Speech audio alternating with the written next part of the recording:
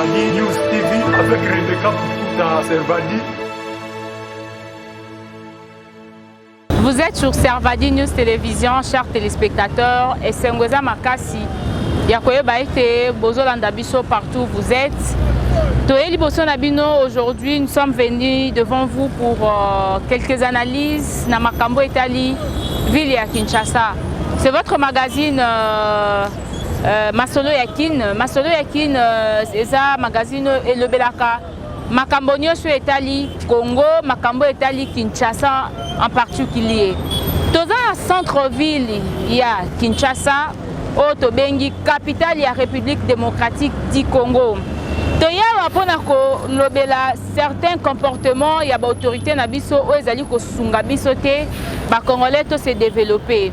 Déjà, la ville de Kinshasa, c'est dirigé par le gouverneur Chantini Ngobilambaka. Azobo Kondinaye depuis après juste l'élection, je ne sais même pas. Ezaki avant ou après des élections, donc c'est-à-dire à Salipé moi Mikolo Belé na gérance na eto gestion na ya ville de Kinshasa. Mes chers téléspectateurs, je vous dis la ville de Kinshasa l'évolution na yango eza mabe makasi. Ville de Kinshasa ezokende mabe.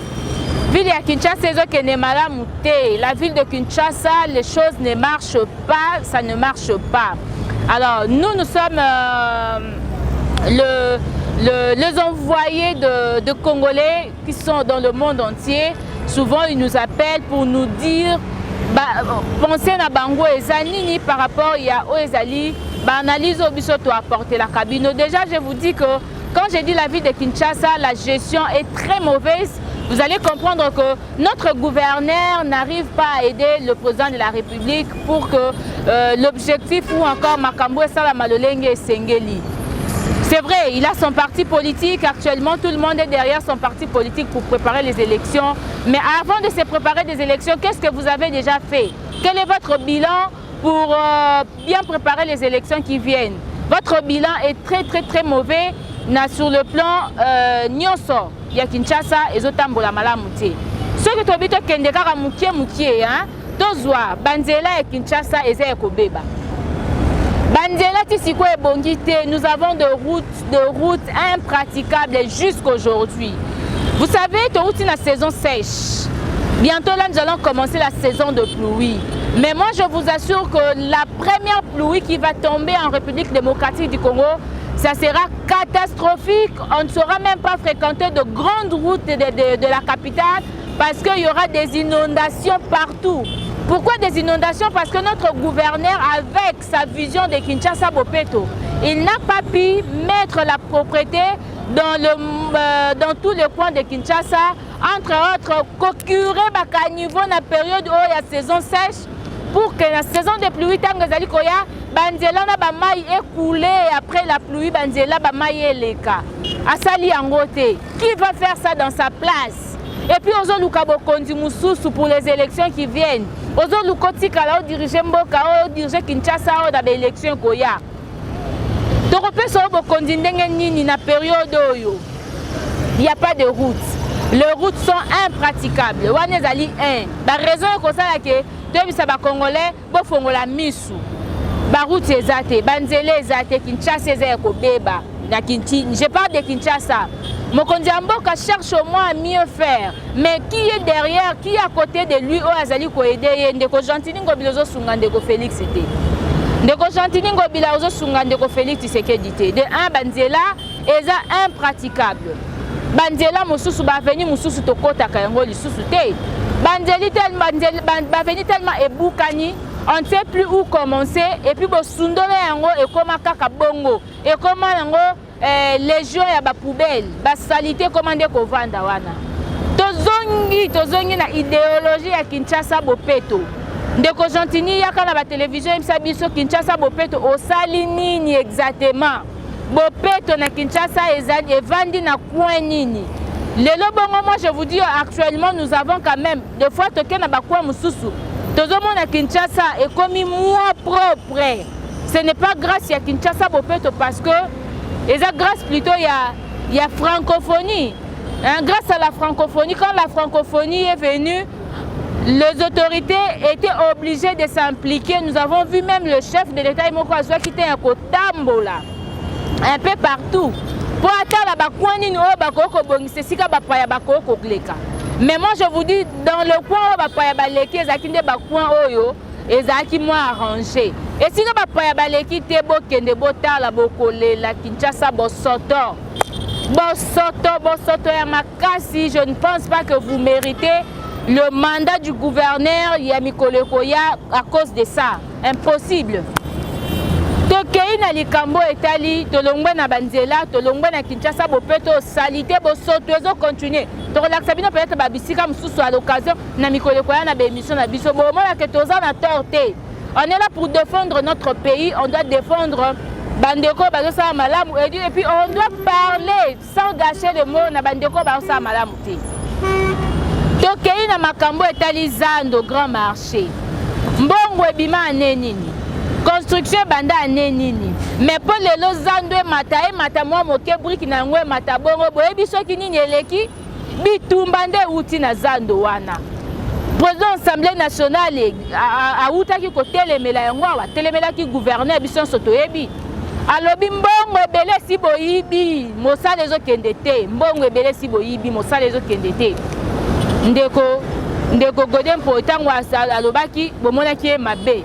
Bosangisi ba député belé bo pesi bango kanyaka baji balukeli ndeko Godin motion akwei. Heureusement que mboka sope justice yango ezaka des fois pe ebundela ka bandeko mususu ebundela ndeko Godin po ye wana zonga na poste na ye. Pona nini botelemeli ndeko Godin po ipo bolongola e pona nini? Parce que alobi vérité. Pourquoi vous ne voulez pas la vérité? Tu laisses la place aux autres. Tika bandeko mususu basala. Tolingi kanyaka mboka na biso et sala mosala. Lelo bongo notre ville de Kinshasa, nous avons plusieurs taxis moto, nous avons plusieurs taxis voitures. Tozika kaka ba taxi moto. Bosala le côté ba futa katango nyos chaque jour 500 francs congolais comme taxe na bango hôtel de ville sengaka. Mbongo wane ekendaka wapi boya ko expliquer biso ekendaka wapi mbongo wane ekendaka wapi. Soki boye biso bisika ba mbongo wane ekendaka totiki bino kimia. Mais tant que boye biso bisika ba mbongo wane ekendaka te tokotika bino kimia te.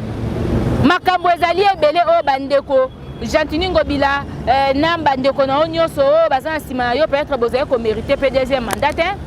Bozaye ko mériter deuxième mandat hein. Bosala mosala congolais a sepela. Bosala mosala congolais a sepela.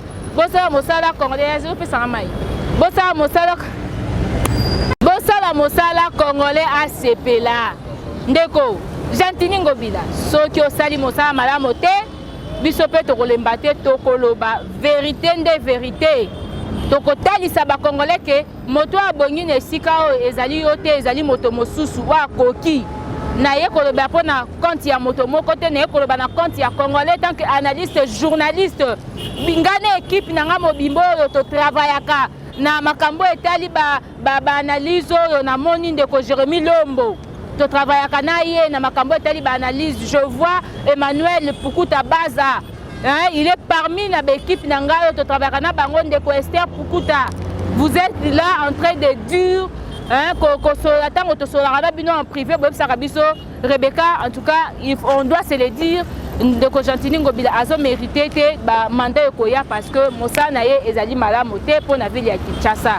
Yango biso pe totomboli mongongo na kombo l'équipe mobimba ndeko Jérémy Lombo ndeko Rebecca Bilendo zainga moko ndeko Emmanuel Baza Pukuta ndeko Esther Umba Pukuta biso soto telemi tolobi ndeko Jantini Ngobila te pour la deuxième mandat Mossa Naye ezali malamote soki obongisi te biso tokopesa ope chance te bongisa mosala pour que topesa yo chance.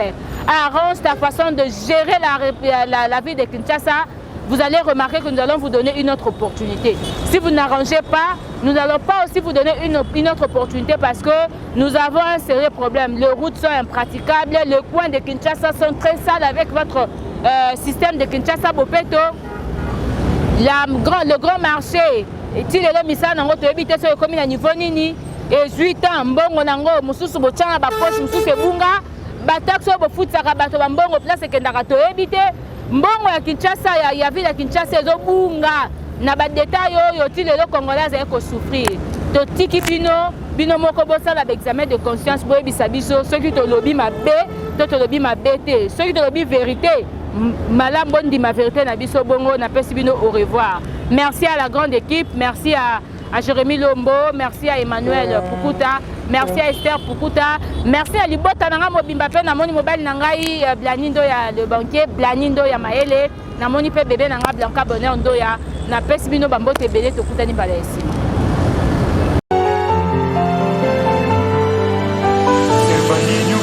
Servani News TV avec Rebecca Pukuta Servani.